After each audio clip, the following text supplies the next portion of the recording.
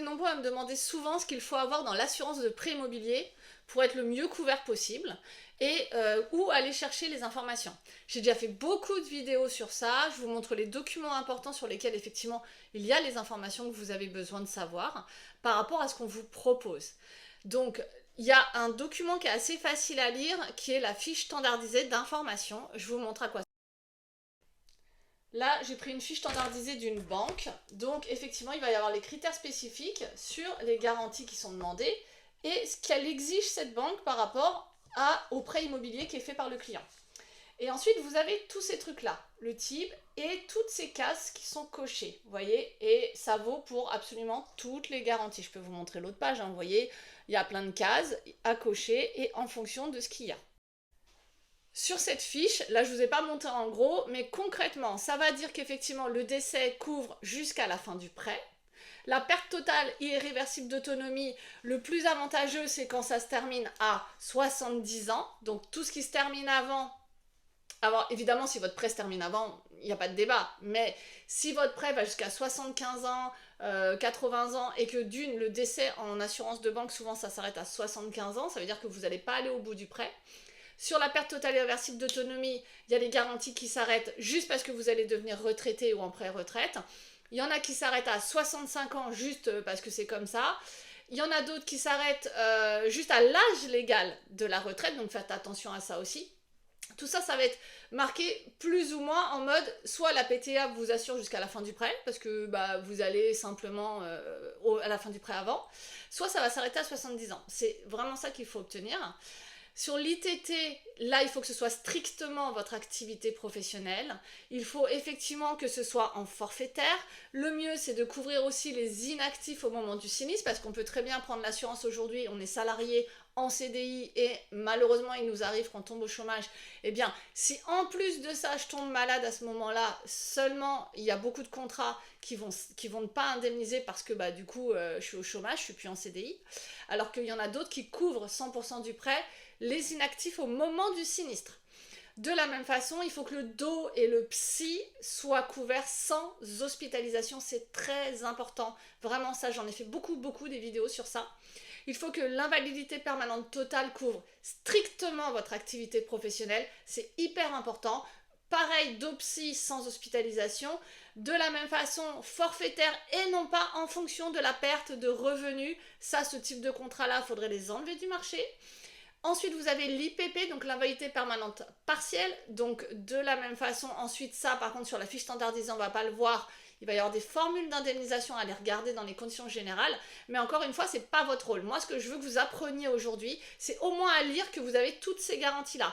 Si vous avez cette fiche standardisée qui propose le contrat de cette façon, et sur le contrat que je vous ai montré, on n'a pas vu en détail, mais c'est exactement ce que je viens de dire, c'est du forfaitaire, le dos et psy sans hospitalisation il y est, c'est strictement l'activité du client sur les garanties, et il y a bien l'IPP qui est coché.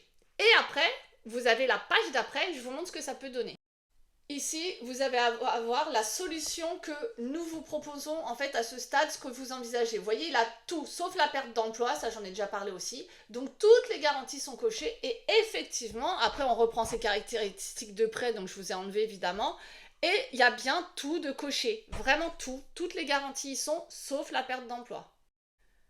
Concrètement, si sur les premières pages, vous avez tout ce détail qui est top, il y a le dos, le psy, machin, tout ce que je viens de vous dire, mais que sur le truc d'après, ce qu'on envisage à ce stade, et vous voyez qu'il manque l'IPP, parce que, bah, je sais pas, le banquier estime que c'est pas une garantie essentielle, ou que, pareil, ces fiches standardisées, on a les mêmes, nous, en assurance, hein, en tant que courtier, etc. Ça veut dire que si vous faites reprendre votre contrat par une autre personne, cette fiche-là, elle vous sert à savoir exactement ce qu'on peut vous proposer comme conseil.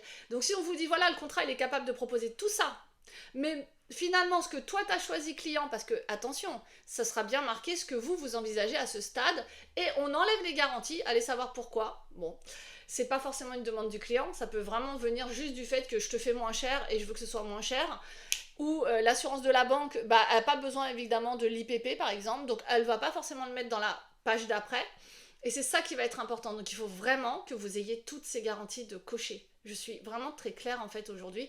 Les vidéos sont toujours très longues, je le sais, mettez-le en favori, revenez dessus autant de fois qu'il faut, il n'y a pas de problème, mais vous devez avoir ces garanties. Et que sur le choix que vous faites, ces garanties, elles y soient restées. Ça, c'est très important, vraiment. Et ensuite, le reste, on ira regarder les formules d'indemnisation dans les conditions générales. C'est pas votre rôle, hein. Vous pouvez effectivement faire appel à un courtier, vous pouvez m'appeler pour changer parce que vous trouvez effectivement que votre assurance est chère, il n'y a pas de problème. Moi, j'irai regarder surtout que les garanties aussi soient bien, que les franchises soient les meilleures vis-à-vis de votre profil aussi. Il y a plein de choses à savoir et qu'on fait attention à votre profession. Je vous ai pas montré la première page parce qu'évidemment, il y aurait trop de choses à enlever, hein, le nom, le prénom, les dates de naissance, etc. Du client. Mais par contre, le souci qu'on a sur ce type de fiche et même de demande d'adhésion en assurance, c'est que dans la profession, il y a juste marqué salarié. Et je suis désolée, j'en ai déjà parlé, mais salarié, c'est pas une profession. À aucun moment dans votre vie, quand vous vous présentez à quelqu'un, qu'on vous dit « Tu fais quoi dans la vie ?»« Je suis salarié cadre. Je suis salarié non cadre. » Non, vous n'êtes pas salarié, on ne vous demande pas c'est quoi dans votre vie quand vous rencontrez quelqu'un.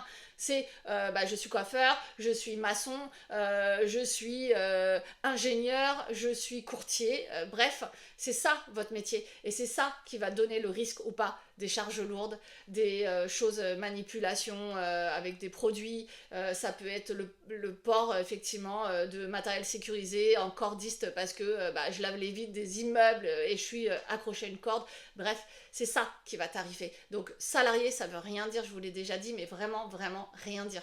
Donc n'hésitez pas à vous abonner, likez les vidéos, n'hésitez pas en commentaire à aller regarder votre fiche à vous et à me dire ce que vous avez. Est-ce que le conseil que vous envisagez à ce stade, il y a toujours les coches? Et est-ce que dans le certificat d'assurance, vous avez toutes ces garanties? Je vous assure, c'est vraiment important et ça va faire une grosse différence si malheureusement il nous arrive quelque chose, même si évidemment c'est jamais à souhaiter. Maintenant, vous savez comment lire la fiche standardisée d'information.